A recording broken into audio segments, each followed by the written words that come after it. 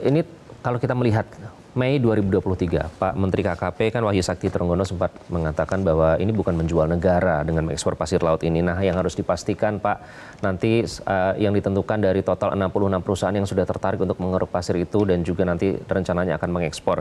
Nanti pengelolaan dan juga monitoringnya seperti apa Pak yang sudah disiapkan? Ya, tentu saja monitoringnya nanti dilakukan sedemikian rupa dengan kontrol yang ketat ya. Nanti ada tim yang akan dikerahkan untuk mengawasi di kapal-kapal yang akan melakukan pembersihan sedimentasi tersebut. Kemudian ada kapal patroli Kementerian Kelautan Perikanan, Ditjen PSDKP, ada Bakamla, ada TNI AL dan seterusnya, termasuk juga bantuan dari monitoring dari satelit.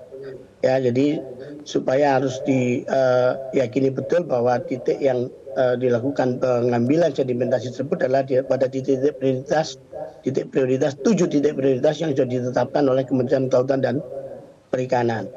Begitu Mas. Jadi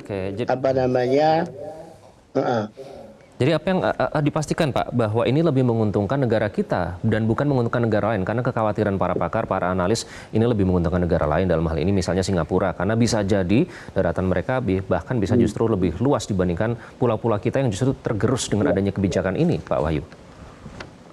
Ya, justru harus nggak boleh kita kemudian menguntungkan negara lain. Ini wajib ya harus untuk menguntungkan negara kita. Yang dapat keuntungan siapa ya? Negara. Dapat penerimaan negara bukan pajak atau PNBP yang jumlahnya lumayan besar.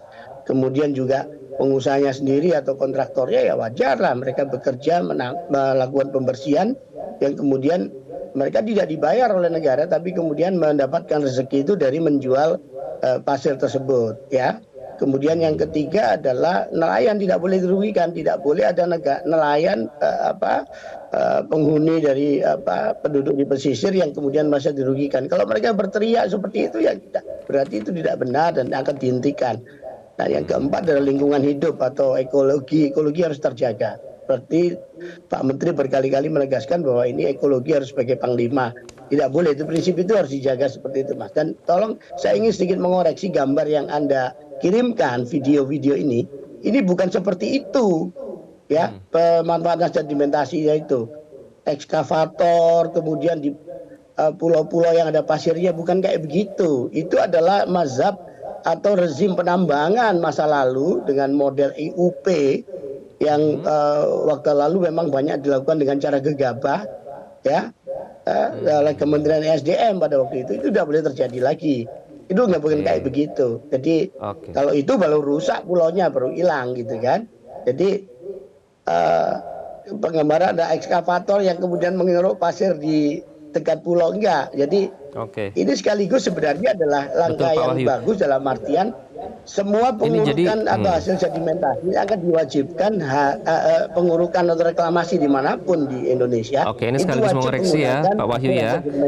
Sesuai dengan pernyataan Pak Menteri, katanya kekhawatiran itu berdasarkan pengalaman masa lalu betapa kita begitu menyedot dan menambang pasir laut kita secara gegabah. Artinya jangan sampai ini terjadi lagi seperti video-video yang kami tayangkan itu ya. Baik. Jelajahi cara baru mendapatkan informasi. Download Metro TV Extend sekarang.